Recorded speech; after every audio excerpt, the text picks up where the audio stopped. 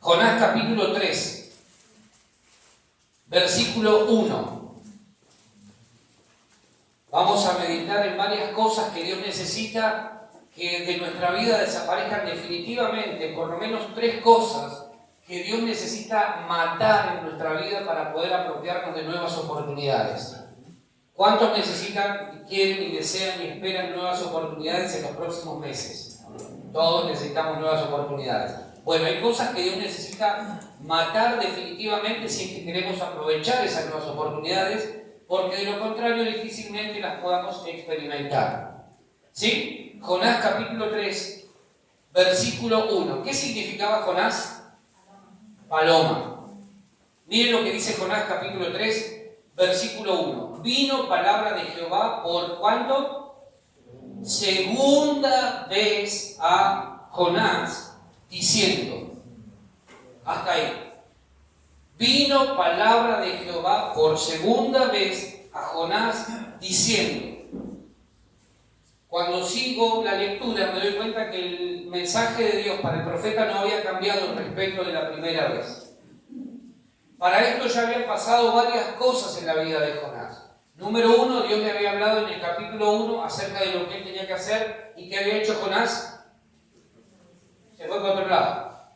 Desobedeció, hizo todo lo contrario de lo que Dios le había dicho. En el capítulo 2 encontramos a Jonás siendo tragado, ¿por qué? Por un gran pez. ¿Sí? Termina el capítulo 2 diciendo, hablando, el escritor dice que Dios le dio la orden al pez para que vomitara a Jonás. ¿Sí? Comienza este capítulo 3 y dice, vino palabra de Jehová por segunda vez a Jonás.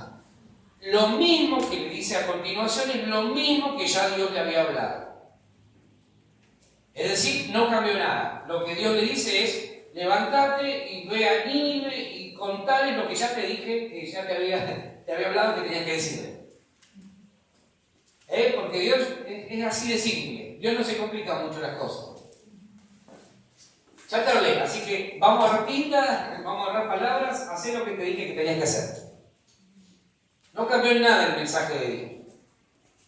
¿Sí? ¿Por qué razón? Porque esta segunda oportunidad tenía que ver con algo que evidentemente había pasado en la vida de Jonás, que antes no había sucedido.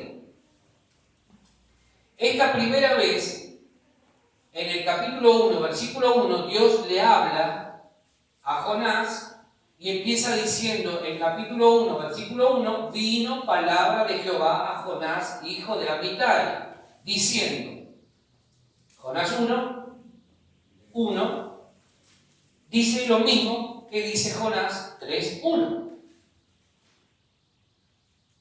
¿Sí? Excepto que añade ahí quién era el padre de Jonás. Y dice que era hijo de quién? De Amitai. En la primera ocasión, Dios le habla a un Jonás muy rústico. Dios le habla a un Jonás muy cerrado, muy duro en cuanto a la comprensión de quién era Dios. ¿Sí? Jonás era un hombre que evidentemente estaba disponible, pero no estaba dispuesto. Son dos cosas totalmente distintas. Nosotros podemos estar disponibles, pero no dispuestos. Y Dios comienza a tratar. Cuando Dios trae una palabra a tu vida, lo primero que Dios empieza es a tratar con tu vida. Dios quiere saber si además de estar disponible, sos capaz de ponerte a disposición de Él. Una cosa es estar disponible y otra cosa es estar dispuesto. ¿Sí? Y Dios en este tiempo no necesita necesariamente, valga la redundancia, personas disponibles, sino que lo que Dios busca son personas dispuestas a cumplir con lo que Él ha pedido. Una cosa es estar disponible, que significa estar libre de impedimentos o ataduras, y otra cosa es estar dispuesto, que significa tener la motivación necesaria para la realización de alguna tarea. Podemos estar disponibles, pero a lo mejor nuestro corazón no está dispuesto. ¿Sí? entre muchas personas disponibles, pero no dispuestas, por lo menos hasta este momento, Dios lo ve a Jonás.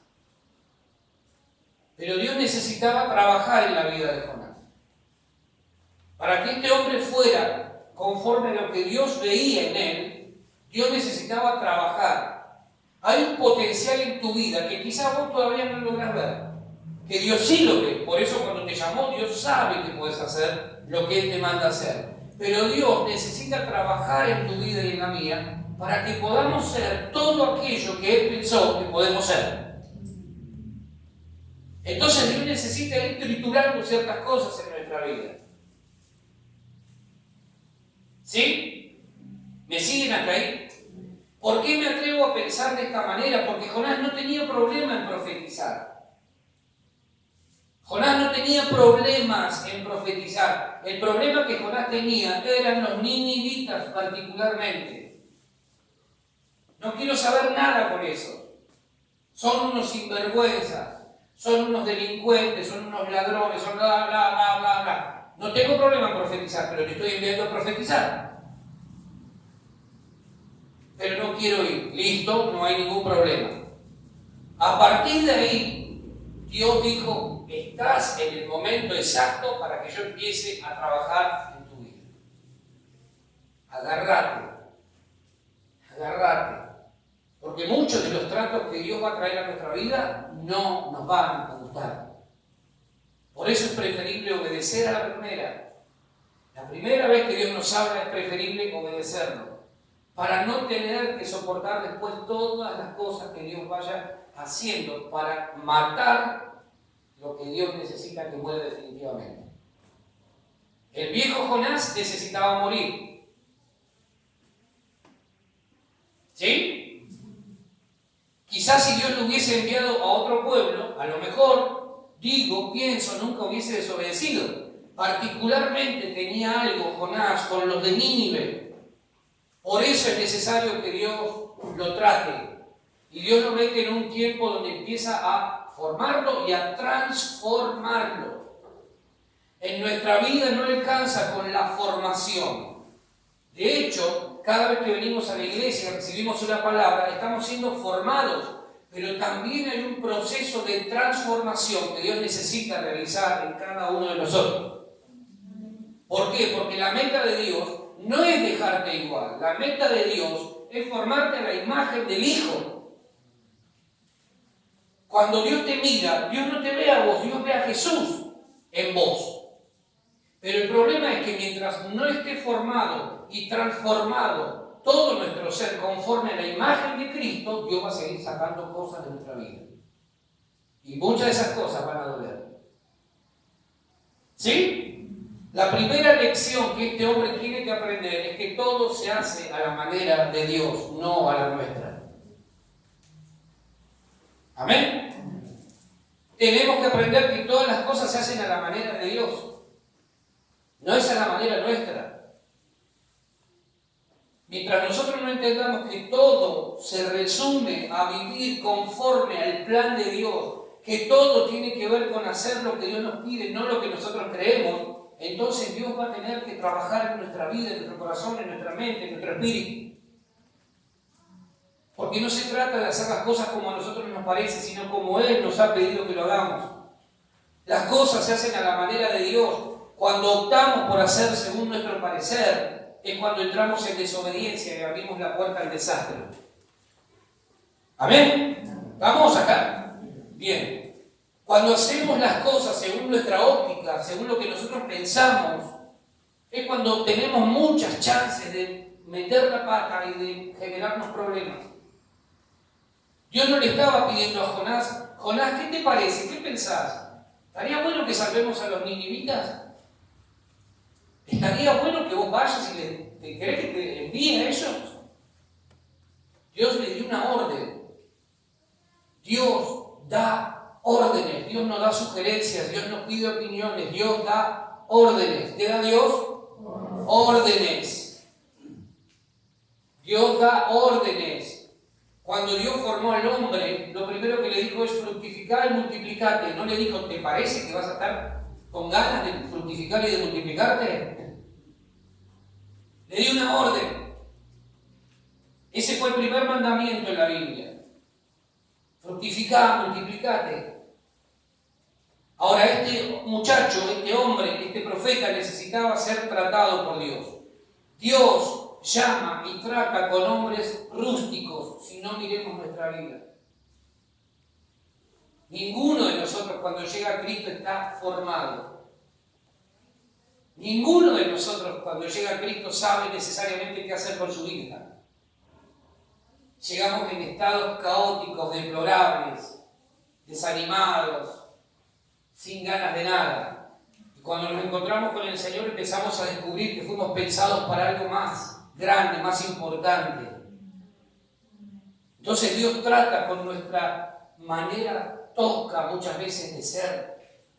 Dios necesita que nuestro corazón de piedra sea quitado y que haya un corazón dócil, un corazón de carne, para poder escuchar lo que Dios nos habla y para poder obedecer conforme a lo que Él quiere que hagamos. Lo primero que tenemos que aprender es eso. ¿Por qué? Porque Dios no puede usarnos con todas nuestras mañas, con todo nuestro bagaje. Dios no puede usarnos. ¿Cuántas veces tenemos tantas mañas? ¿Vos te pensás que Jonás no tenía mañas?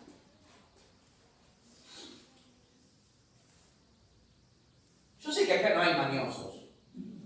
Estoy pensando en los que no vinieron hoy. Ellos sí que son mañosos. Pero Dios tiene que tratar con nuestras mañas, con nuestro carácter, con nuestro temperamento, con nuestros pensamientos, con los argumentos que todavía están ahí impidiéndonos lograr lo que Dios quiere que logremos, hacer lo que Dios quiere que hagamos. Somos muy mañosos. Tenemos muchas mañas.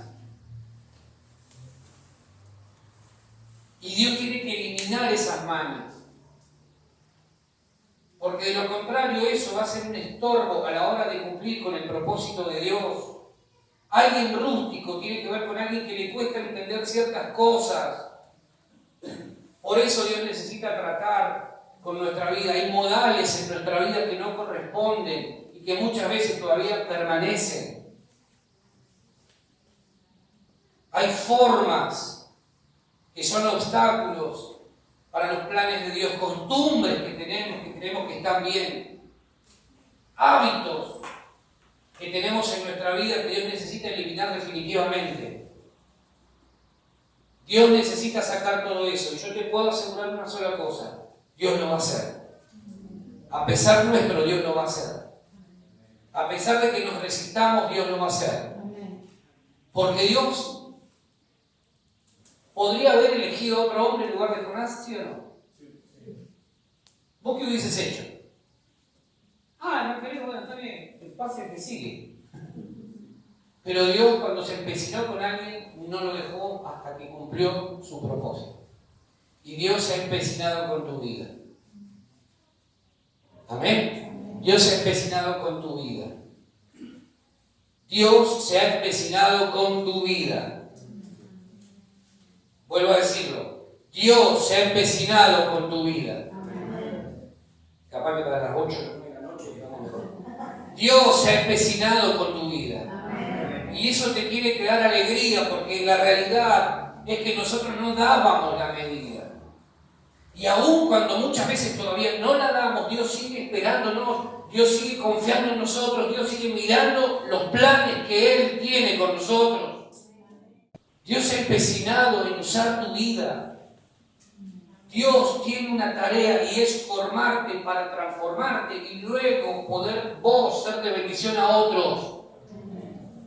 Dios no te va a dejar hasta que haya hecho con vos lo que ha pensado hacer. No es que Dios se equivocó y dijo, uy, mirá lo que le pasó a este, veníamos re bien, pero algo le pasó en el camino. No. Dios te va a usar a pesar de que vos creas hoy que no. Y hoy vas a salir convencido de eso. Dios lo llama a este hombre y le da una encomienda en el capítulo 1, sabiendo de antemano que éste le iba a fallar. Cuando Dios lo llamó a Jonás, sabía que éste iba a ir para otro lado y que le iba a fallar. Hace un tiempo atrás aprendíamos que Dios todo lo sabe, todo lo ve y todo lo conoce. Dios sabía que Adán y Eva iban a pecar en el Edén. Sabía, no es que dijo, bueno, a partir de ahora, ¿qué hacemos? Dios ya sabía cuántas veces vos ibas a fallar. Y no te descartó. No te descartó. Sigue confiando en tu potencial. Sigue confiando en lo que Él habló acerca de vos. Te sigue esperando. Pero te va a tratar. Te va a tratar. Dios todo lo ve. Todo lo sabe, todo lo conoce. Y cuando Dios lo llama a Jonás, Él ya sabía cuál iba a ser la respuesta del rústico profeta. Dios ya sabía, este va a tomar el barco por otro lado, pero lo voy a llamar. Este se va a ir por otro lado, pero no me importa. Ahora, cuando Dios te llamó, ¿de verdad crees que Él no sabía cuál iba a ser tu respuesta? Cuando Dios miró tu vida y dijo, a este, ¿de verdad crees que no sabía cuántas veces iba a meter la pata? ¿De verdad que ninguno de nosotros estaba al tanto? Nunca pensamos que Dios estaba informado de lo que sucedía y sucedería en nuestra vida. Todo el tiempo. Dios sabía las veces que yo le iba a fallar. Dios sabía las veces que vos le ibas a fallar. ¿En serio pensamos que Dios se sorprendió con nuestra actitud a la hora de responder a su llamado? Pero Dios, que te eligió antes de la fundación del mundo, dijo, lo voy a perseguir. Yo sé que se va a equivocar. 1, 2, 10, 20, 100, 1000 veces se va a equivocar. Pero yo le voy a enseñar que cuando yo elijo no me equivoco. Cuando Dios te eligió no se equivocó. Seguramente que hubo quienes te descalificaron, pero cuando Dios te llamó no se equivocó. Seguramente que hubo gente que habló mal, pero cuando Dios la llamó no se equivocó. Dios no se equivoca. Dios no se equivoca. Dios no se equivoca. Dios es Dios. Y cuando Él te llamó, me llamó, no se equivocó. Amén. Eso tiene que quedarnos grabado en el corazón. Dios nos marcó sabiendo que le íbamos a fallar. Dios nos eligió, nos marcó, nos prefirió. Podría haber delegado nuestra tarea en los ángeles, pero dijo no. Yo lo voy a hacer a mi manera y yo decido formar y transformar la vida de aquellos con los que voy a llevar adelante mi propósito en la tierra. Ese es nuestro Dios. El Señor no nos prefirió porque fuéramos perfectos en términos humanos, porque no fuéramos a fallar, sino porque cada uno de nosotros fuimos de gran estima ante sus ojos. Él nos amó, Él nos eligió, Él lo hizo así. Amén. Mirá lo que dice Isaías 43, versículo 4. Dice, porque a mis ojos fuiste ¿de qué? De gran estima. Fuiste honorable. ¿Qué fuiste? Y Dios dice, ¿y qué? Y yo te amé. Porque a mis ojos, dice Dios, fuiste de gran estima. Fuiste honorable. Y yo te amé. Amén. Esa es la mirada de Dios sobre tu vida. La mirada de Dios, cuando Dios te mira, te ve como alguien de gran estima. Él te estimó demasiado. Dice, fuiste honorable y yo te amé. La primera vez, volvamos con Jonás. La primera vez Dios le da un mensaje y le dice a Jonás, en el capítulo 1, versículo 1 y 2, le dice, dice el texto, vino palabra de Jehová a Jonás, hijo de Amitai, diciendo, levántate y ve a Nínive, aquella gran ciudad, y pregona contra ella, porque ha subido su maldad delante de mí. Amitai es el nombre del padre de Jonás. En hebreo, Amitai significa Dios es veraz. Es verdadero. ¿Qué significa? Dios es veraz. Dios es Verás, Dios no miente. Dios no es un Dios que cambie de parecer según la ocasión como lo hace el camaleón. El camaleón cambia de color según la ocasión. ¿Sí? Pero Dios no cambia. Dios no cambia. Ahora, ese significado de ese nombre describe la experiencia del padre de Jonás. Amitai era el nombre del padre de Jonás, que significaba Dios es verdadero, Dios es veraz. Pero esa era su experiencia. Jonás no tenía esa experiencia, por lo tanto no podía certificar la veracidad de Dios sobre su vida. ¿Sí? Era la experiencia del padre. El padre sí. Yo me imagino esas charlas de café por la mañana ahí junto a Jonás, Jonasito, Jonito, no sé cómo le habrá dicho. Mira, yo te puedo asegurar que Dios es verdadero. Dios es veraz. Dios me prometió bendecirme con un hijo que se iba a llamar Jonás y vos sos el cumplimiento de la promesa. Esa era la experiencia del padre de Jonás. Ahora yo te pregunto, ¿cuál es tu experiencia? ¿Cuál es tu experiencia? Si vos tuvieras que ponerte a vos mismo un nombre, ¿cuál sería ese nombre? ¿Podrías decir, sí, también yo me tendría que haber llamado Amitai, Dios es veraz? Se me trabó la lengua. Veraz. Yo también puedo dar fe que mi Dios es verdadero, porque lo que Él habló no ha dejado de cumplirse. ¿Sí? El padre de Jonás tuvo su propia experiencia con Dios y descubrió que ese Dios era un Dios verdadero.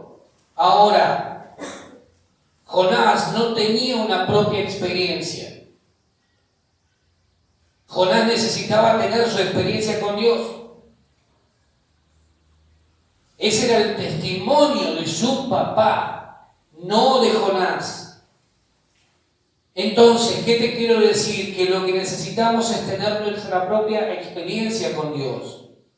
Porque no nos podemos alimentar de la experiencia de nuestros antepasados o de la experiencia que Dios tuvo o llevó a cabo con el que está al lado nuestro. Cada uno de nosotros necesita tener su propia experiencia con Dios. ¿Amén? Necesitamos tener nuestra propia experiencia. Si a vos alguien te pregunta, che, ¿por qué crees en Cristo? Y porque me salvó, sí, perfecto, pero ¿qué más? ¿Qué más podés decirme? ¿Qué más podés contarme de tu experiencia? ¿Qué experiencia has tenido con Dios últimamente? ¿Qué has descubierto acerca del carácter de Dios por estos días? Porque eso habla del carácter de Dios. Dios es veraz. Dios no miente. Cuando buscamos a Dios hay algo de su carácter que se nos revela, y eso fue lo que le ocurrió al padre de Jonás. Amitai, Dios es verdadero. A partir de hoy vamos a decirnos así: Dios es Amitai. Sí, que no es ningún nombre raro, es un nombre que expresa el carácter de nuestro Dios. Como padres, no podemos pretender que nuestra experiencia con Dios sostenga la vida de nuestros hijos. Ninguno de nosotros podemos aferrarnos a nuestra experiencia para que nuestros hijos sostengan su fe en el Señor. Tenemos que alimentar en ellos el deseo de tener su propia experiencia con Dios. Amén. Porque de lo contrario ellos van a carecer de algo real, de algo veraz. ¿Por qué creo en Cristo? ¿Porque me llevaron toda la vida a la iglesia? No. Tenemos que alimentar en ellos el deseo. Busca a Dios y Dios se va a glorificar, se va a manifestar a tu vida. Y vas a tener un testimonio, una experiencia para contar, personal, verdadera. Porque mi testimonio no le sirve a mis hijos. Los va a sostener por un tiempo, pero en el momento de la prueba ellos necesitan conocer a este Dios verdadero, a este Dios que es real, que es genuino, que los ama. Necesitamos promover en ellos ese deseo. No podemos no impulsarlos a que busquen conocer a ese Dios verdadero. Amén. Tenemos que impulsarlos, que alimenten su vida espiritual con el propio conocimiento personal de Dios. A veces nos quedamos a vivir de historias pasadas, de lo que alguna vez alguien me contó. Y eso sirve un ratito. Pero en el momento de la prueba, en el momento de la dificultad, lo que te va a sostener es lo que hayas experimentado cara a cara con Dios. No hay otra forma. Y cada uno de nosotros, aún habiendo tenido nuestra propia experiencia, necesitamos buscar una nueva experiencia. No quedarnos con lo que ya fue, no quedarnos con lo que ya pasó. Buscar nuestra nueva experiencia. Porque Dios está deseoso de que nosotros tengamos experiencias reales con Él. Amén. Quizá nos hemos pasado hablándoles a nuestros hijos de las experiencias que pudimos haber tenido en algún momento con Dios. Quizá nos pasamos todo el tiempo, sí, porque Dios hizo esto en mí, Dios tal cosa, perfecto. Ahora, después de eso, contales y decirles, andá a buscar a Dios. Necesitas tener tu propia experiencia. Hijo, hija, necesitas tener una experiencia con Dios. ¿Sí? Amén. Dejemos de vivir de lo que ya pasó y de las victorias del ayer cuando Dios tiene mucho más para darnos hoy. Dejemos de vivir de las victorias del pasado. Eso ya pasó. Es un rato. Pero hay cosas nuevas de parte de Dios. Hay cosas nuevas de parte de Dios. Tenemos que buscarlas. ¿Sí? Dios sabía que Jonás, el profeta terco, rústico, tenía mucho que aprender, mucho por cambiar. Y que necesitaba Dios tratar su corazón. Dios necesitaba tratar su corazón, porque un corazón no tratado, no cambiado, Dios no sana corazones, Dios no pone parches en los corazones, Dios cambia corazones. Dios no se pasa la vida parchando corazones, Dios cambia corazones. A veces yo digo, Señor, saname. No, porque ese corazón de piedra no sirve. Dios lo tiene que transformar, lo tiene que cambiar, reemplazar por un corazón de carne. Dios no pone parches. Dejemos de pensar que Dios pone parches. Dios todo lo hace nuevo. Todo. Entonces, ¿qué sucede? Que ese corazón duro que había en la vida de Jonás necesitaba ser cambiado. A Dios no le sirve un corazón desobediente, un corazón terco, un corazón que se inclina siempre hacia lo malo. Entonces, ¿qué iba a hacer Dios? Iba a trabajar en la vida de este hombre. Yo te elegí para que profetices, te puedo asegurar, Jonás, que vas a profetizar, como que soy Dios. Yo no sé para qué te llamó Dios, pero de algo estoy seguro. Te puedo asegurar que vas a cumplir con el plan de Dios, como que hay un Dios. Lo mejor que podemos hacer es rendirnos, no resistirnos. Amén. Porque Dios no va a ser igual, ¿eh? Dios no va a ser igual. Porque es Dios el que llama. Cuando el Señor llega a nuestra vida, una de las cosas que cambia es el corazón. Dejamos de tener ese corazón duro, insensible, para que Dios ponga, instale un corazón de carne, dócil y sensible. Ninguna persona podrá ser efectiva en la tarea que Dios le ha encomendado si primero no es tratada por Dios. ¿Sabés por qué nos ha costado tanto obedecer a Dios? Porque todavía Dios no ha empezado a tratarnos. En muchos casos todavía Dios no ha empezado a tratarnos. Y hemos querido ser efectivos con un corazón no tratado. Jonás nunca iba a ser efectivo en su oficio profético mientras él no fuera tratado por Dios. Y vos y yo necesitamos ser tratados. Hay mañas que Dios va a empezar a sacar en este tiempo. Hay costumbres que Dios va a empezar a sacar en este tiempo. Hay hábitos que Dios va a empezar a cortar. Cuando eso suceda, no te quejes porque es Dios tratando en tu vida, en tu corazón, en todo tu ser. Ninguna persona podrá ser efectiva en esa tarea, encomendada por Dios. Primero, Dios te va a procesar, Dios va a tratar con tu vida, con tu corazón, porque Dios necesita aniquilar, matar definitivamente la desobediencia. Como primer punto, Dios necesita que muera en nosotros toda actitud de desobediencia. Dios nunca va a poder usar a una persona que es desobediente. Nunca. Amén. Porque la desobediencia fue lo que generó el caos en el Edén, que persiste hasta nuestros días en el mundo. La desobediencia es decirle a Dios: lo único que me interesa, Dios, todo muy bien con vos, pero yo quiero hacer la mía. Y la desobediencia siempre trae muerte. En cualquier área de nuestra vida donde nosotros desobedezcamos a Dios, vamos a traer muerte a nuestra vida. Dios necesita matar definitivamente el corazón desobediente que pueda haber en cada uno de nosotros. ¿Sí? Fue lo primero que Dios empezó a tratar en la vida de este hombre.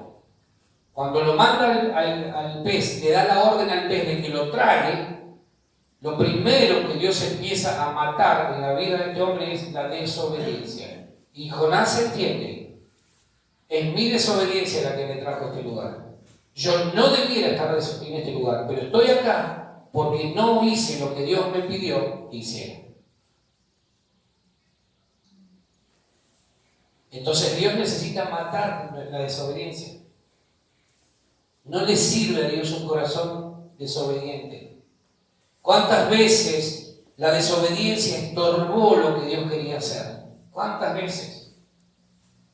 ¿Cuántas veces Dios nos habló una y otra vez, como lo hizo con Jonás? Le habló al comienzo y ahora vuelve una segunda vez a darle el mismo mensaje que le había dado cuando lo llamó. Dios le habló. Jonás nunca hubiese podido decir: Dios nunca me dio una palabra, Dios no me habló. No. Una y otra vez Dios nos toma como vasijas en sus manos y nos vuelve a formar. Jonás, la primera vez, yo estaba tratando de formarte, pero no aguantaste. Vamos de vuelta. Ahora te voy a formar habiendo ya sido procesado. Ahora es otra historia.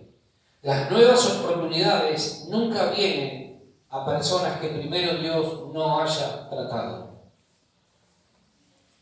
Las nuevas oportunidades vienen a personas a las que Dios ya ha tratado, en las que Dios ha trabajado, a las que Dios ha moldeado. ¿Por qué razón? Porque si Dios insistiera, a pesar de cómo somos, desobedientes, orgullosos, etc., nos tornaríamos mucho más infieles a Dios de lo que quizá hemos sido.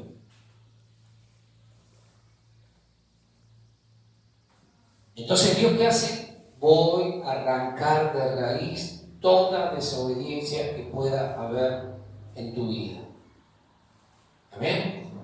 Antes de darte una nueva oportunidad en este tiempo, Dios va a tratar con tu corazón. Dios necesita garantizarse, asegurarse que tu corazón está en sus manos, que tu vida está en sus manos. Entonces, cuando Dios asegura que nuestra vida está en sus manos y que nosotros dependemos de Él, empiezan a llover las nuevas oportunidades. Vino palabra de Jehová a Jonás por segunda vez, el Dios de las nuevas oportunidades. Interesante, ¿no? Antes de darte una nueva oportunidad, Dios va a trabajar en tu corazón. Te va a hacer pasar por desiertos aparentemente interminables, donde va a morir todo lo carnal, lo que no sirve para esa nueva oportunidad que pronto, muy pronto Él te va a dar. Amén. Hay oportunidades que están ahí, a la vuelta de la esquina, esperando por nosotros. esperando que estemos listos. Están ahí, pero primero Dios necesita sacar la desobediencia. Cuando saquemos la desobediencia, las oportunidades van a empezar a venir. Amén. Por eso a Dios se le antojó preparar un gran pez que devore la desobediencia. Por eso muchas veces Dios permite, por ejemplo, que en algún área de nuestra vida sea afectada. A veces Dios permite que un gran pez devore tus finanzas, por ejemplo. ¿Para qué? Para que la desobediencia sea devorada finalmente por ese gran pez. La intención no es hacernos daño a nosotros, la intención es entender quién es el Dios que nos llamó. La intención de Dios cuando genera o permite ciertas circunstancias en nuestra vida no es hacernos daño, es entender, es Dios. La historia se trata de Dios, del Dios que nos llamó. Por eso Dios te procesa y me procesa y nos va a procesar para que cuando llegue la nueva oportunidad estemos preparados, maduros y listos para cumplir con lo que Dios espera de nosotros. No nos quejemos. Entendamos, Dios me está procesando. ¿Le estás pidiendo a Dios nuevas oportunidades en este tiempo? Bueno, Dios te va a procesar. Va a ir cortando, como sucede muchas veces con la cebolla, gajo a gajo, gajo a gajo, hasta que quede el centro. Y si es posible, nada. Dios va a empezar a hacer eso en este tiempo, para que entendamos que Él está en control de todas las cosas y que la desobediencia tiene que morir en nuestra vida definitivamente. Dios dice, lo tengo que tratar a Jonás. Lo tengo que tratar porque si no, no va a entender nunca quién es el que lo llamó. Entonces, ¿qué pasa? Que cuando Dios ve la desobediencia, levanta primero una tormenta. Si bien la tormenta era algo que Dios había permitido, era producto también de la desobediencia del profeta. Y hay muchas cosas que suceden en nuestra vida que Dios permite, pero que también son efectos, consecuencias de nuestra desobediencia. Es Dios llamándonos la atención. En segundo lugar, Dios se pone de acuerdo con el pez. Increíble. Dios le habla al pez y lo hace parte de su plan. Esto es algo que ya habíamos aprendido hace unos días. Lo pone a su servicio. Fíjate. Lo pone a su servicio. Pone gente alrededor, los marineros que lo iban a empujar mar adentro. Cuando Dios quiere formar nuestras vidas, Dios se asegura de tener todos los recursos necesarios. Dios está más que interesado en que entendamos esto. Dios va a formarnos, pero también Dios nos va a transformar en este tiempo. Amén. Jonás 1:17 dice: y estuvo Jonás en el vientre del pez 3 días y 3 noches. Durante ese tiempo y aún desde antes, Dios fue trabajando en el corazón de Jonás para eliminar lo que no servía, lo tóxico, esa palabra tan de moda por estos días. Dios lo metió al vientre del gran pez, a Jonás, para eliminar lo tóxico que había en él, toda toxicidad. Esto no sirve, Jonás. ¿Sí? Lo residual. 3 días y 3 noches es más que suficiente para hacerle entender a cualquier mortal quién es Dios. 3 días y 3 noches. 3 días y 3 noches es el tiempo necesario para que desaparezca lo rústico del ser humano y emerja en nosotros lo refinado de Dios. Amén. Después de 3 días y 3 noches en el vientre de un gran pez, no de una ballena, ya me va a volver de vuelta la película. Después de 3 días y 3 noches, yo te puedo asegurar que Jonás no volvió a pensar igual, no volvió a sentir igual, algo cambió en él. Murió lo rústico que había en él para empezar a emerger lo refinado de Dios. Dios nos va a refinar en este tiempo. Dios nos va a refinar. ¿Sí? 3 días y 3 noches es tiempo más que suficiente para que Dios ahogue toda carnalidad en el mar de los prejuicios y aflore la vida del Espíritu en nosotros. 3 días y 3 noches. Dios lo metió ahí, a lo profundo del océano, del mar, para que muera en él toda desobediencia, toda carnalidad, todo prejuicio, toda crítica, todo lo que no servía para el nuevo tiempo que venía. Hasta que no fue ahogado todo eso, Dios no permitió que él saliera nuevamente de las profundidades del mar. Dios no nos va a dejar hasta que él no haya terminado su obra de refinamiento en nosotros. Amén. Dios no te va a dejar. Dios no te va a dejar. Dios no nos va a dejar. En muchas ocasiones, cuando somos tratados por Dios, lo que sucede es que al no entender lo que está sucediendo, levantamos una voz de queja y lo único que logramos es retrasar el proceso de formación para nuestra vida. Empezamos a quejarnos. ¿Qué le pasa a Dios? ¿Dónde está Dios? ¿Y por qué Dios? ¿Y por qué Dios? Y entonces lo único que sucede es que esa queja retrasa el proceso de formación en nuestra vida. ¿Ustedes creen que Jonás no sabía por qué había llegado ahí? ¿Nosotros no sabemos por qué estamos donde estamos hoy? Ninguno de nosotros puede decir, no entiendo lo que me pasa. No, yo creo que a veces no lo queremos ver. Pero sabemos por qué estamos parados en la estación en la que estamos parados. Jonás sabía que eso que él estaba viviendo era producto de que no obedeció a Dios. No escuchó a Dios. No escuchó a Dios. Ahora, si en medio del proceso levantamos nuestra voz para quejarnos, lo único que hacemos es retrasar el proceso. Es lo único que no tenemos que hacer, quejarnos. Señor, quizá no tengo claro lo que estás haciendo, pero yo te bendigo. Me duele, pero te bendigo. Amén. Si Dios está tratándote, no te quejes, es necesario. También significa que Dios, a pesar de tus debilidades, tus errores y pecados, sigue considerándote para sus planes y propósitos. Dios te quiere y nos quiere formar, me quiere formar a la imagen de su Hijo.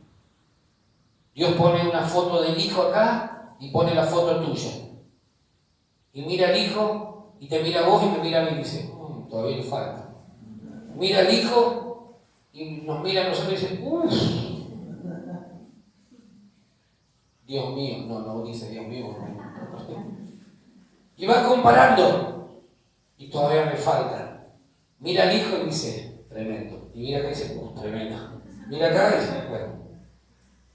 Entonces, ¿qué hace Dios? Sigue trabajando. Y te pasa la lija, a algunos les pasa la piedra pómez, el cuadro de la dureza, a algunos les pasa una moladora. Pero lo bueno es que Dios para todo tiene sus herramientas. Y Dios trata con cada uno de nosotros. Mirá lo que dice Gálatas 4:19. Dice, hijitos míos, el apóstol Pablo escribiendo, por quienes vuelvo a sufrir dolores de parto, hasta que Cristo sea formado en vosotros.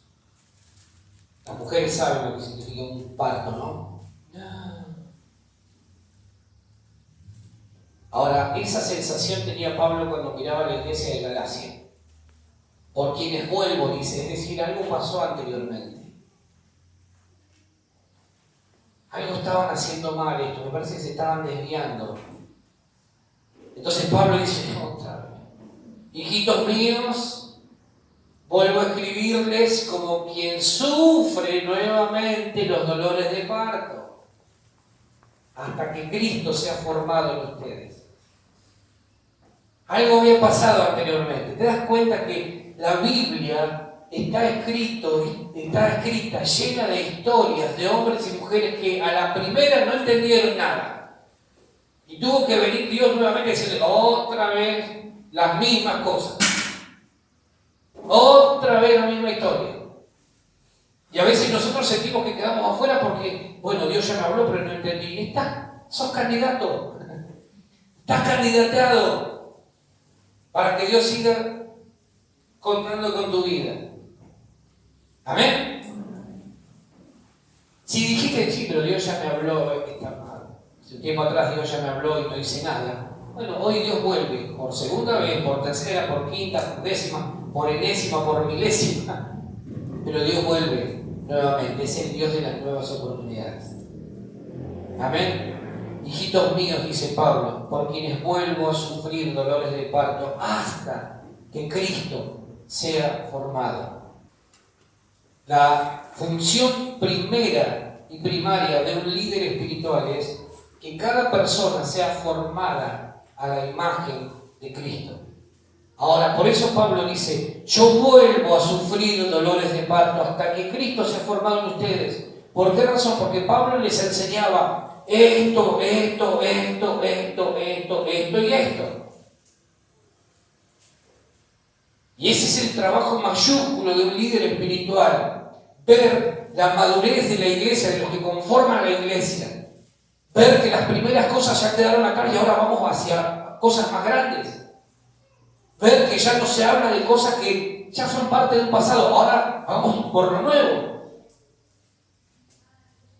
No hay mayor satisfacción para un líder espiritual, para un pastor, que ver la madurez en los que conforman la iglesia. Por eso Pablo dice, otra vez tengo que escribir, otra vez vuelvo a sufrir dolores de parto, como dolores de parto, hasta que Cristo esté formado en cada uno de ustedes. ¿Sí? Ahora, quiero decirte lo siguiente, ningún proceso de formación y de transformación es sin dolor.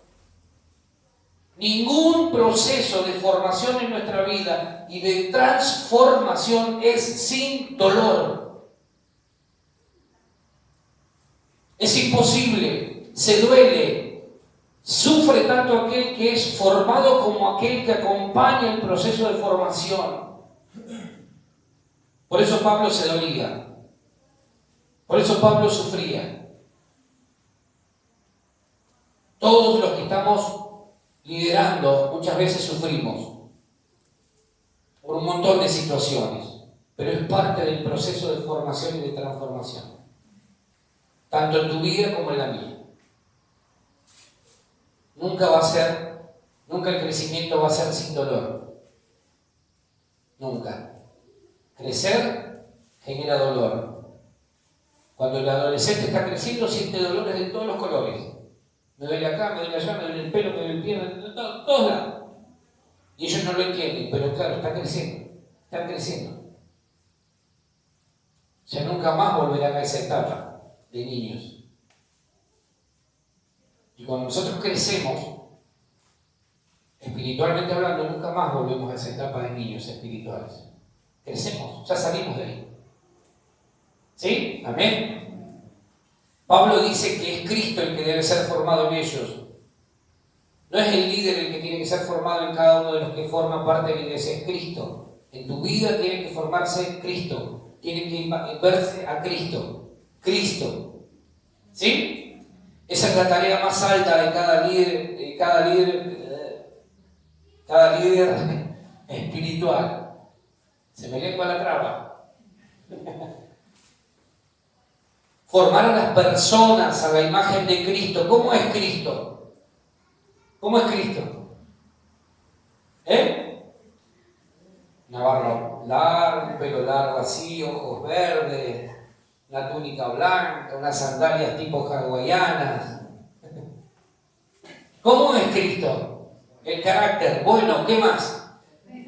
Perfecto. Humilde. Único. ¿Qué tienen los ojos? llamas de fuego. ¿Qué tienen los pies? Y dedos, ¿qué va a tener? ¿Qué tienen los pies?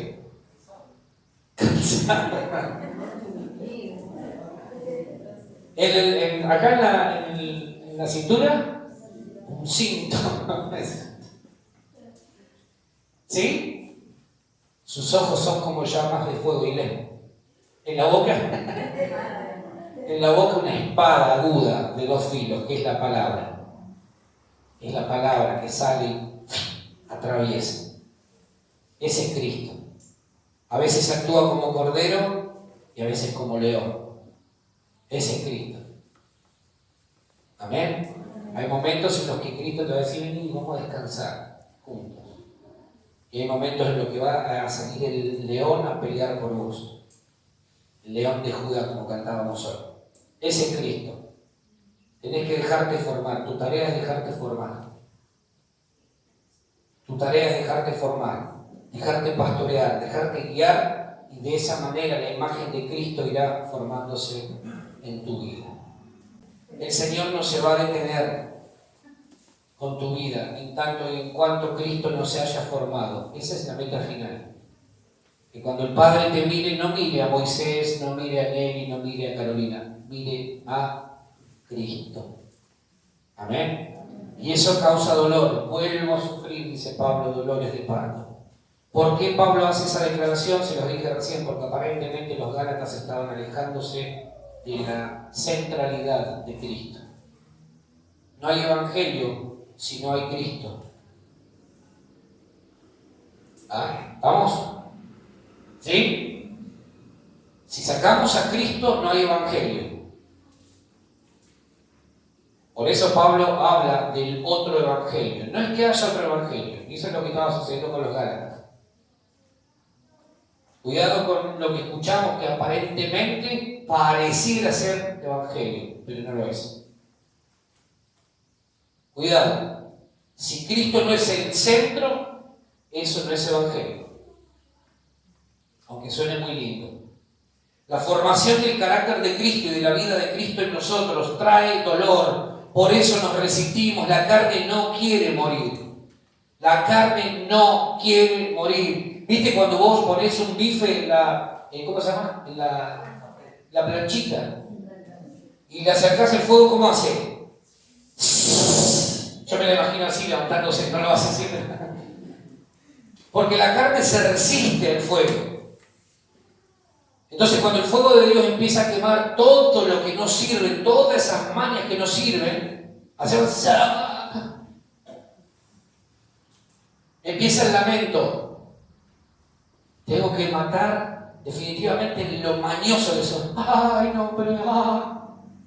Y ahora te voy a sacar esos hábitos que no sirven para nada. Y ahora te voy a sacar estas costumbres que traes de hace 200 generaciones. Porque la carne se resiste, la carne no quiere morir, nuestra carne no quiere ir a la cruz, no quiere desaparecer, quiere seguir estando vigente. Ningún nacimiento se vuelve a repetir por segunda vez. Por eso Pablo dice: vuelvo a sufrir otra vez dolores de parto. Ya lo padecí antes, ahora nuevamente. No entienden. No entienden. Duele cuando Dios te quita aquello que aparentemente no es malo. Duele, pero estorba los planes de Dios para tu vida. Por eso Dios lo quita. Duele cuando te comienza a tratar, porque generalmente Dios usa los tiempos de desiertos espirituales para tratar nuestra vida. Usa las dificultades, usa la gente, usa los distintos problemas para tratar con nuestro corazón. Dios muchas veces pone gente difícil a propósito al lado tuyo. Y algunos, como no lo entendemos así, decimos: este lo mandó el enemigo. No, te lo mandó Dios. Quédate tranquilo, te lo mandó Dios. ¿Para qué? Para tratar con tu corazón. Gente difícil, gente complicada. Gente que no tiene más que mala onda. Qué lindo día. Oh, si te contara. Vos vas con una buena noticia y son los bomberos de la fe. ¿Sabe qué? Le gané el gordo de Navidad. No, eso no se juega. Pero recibís una buena noticia y son unos mala onda todo el tiempo, están ahí como esperando que lo único que tengas para contar sean malas noticias.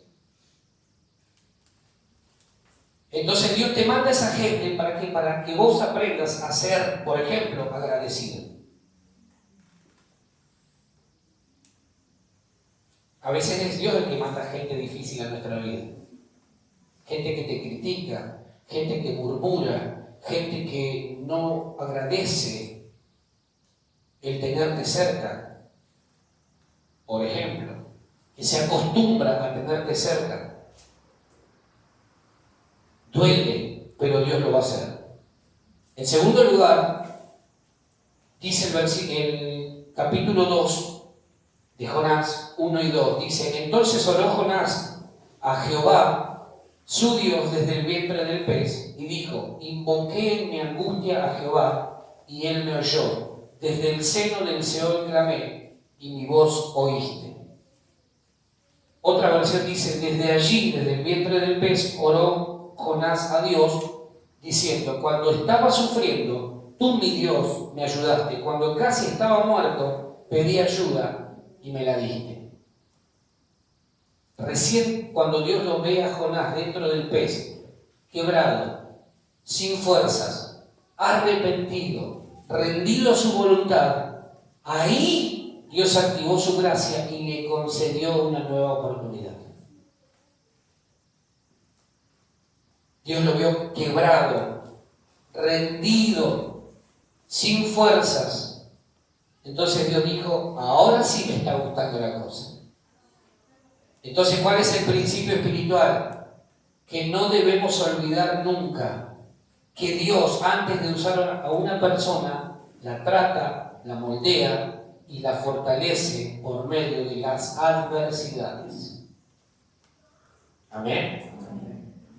¿Qué es lo que quiere matar Dios en segunda instancia? La autosuficiencia. Jonás pensó que él podía solo. Jonás pensó que él no necesitaba de Dios. Jonás pensó que la tarea era hacer lo que a él le pareciera. Y Dios lo mete dentro del pez. Jonás, voy a matar en vos la desobediencia y la autosuficiencia. ¿Sí? La autosuficiencia es vivir independientes de Dios. Vivir independientes de Dios. Las nuevas oportunidades vienen sobre la vida de aquellos que reconocen que alguna vez creyeron que podían ser autosuficientes. Tenemos que morir a eso. Amén.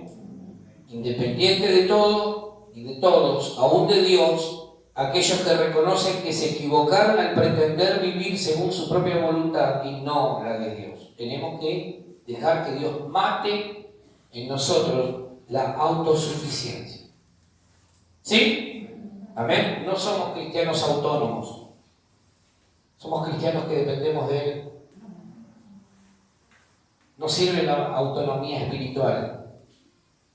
Si eso ha sido parte de nuestra vida, es tiempo de que le pidamos perdón a Dios, arrepentirnos y clamar para que su gracia y su favor venga a nuestra vida. Entonces el Dios de las oportunidades nuevas va a extender su nueva oportunidad. No antes.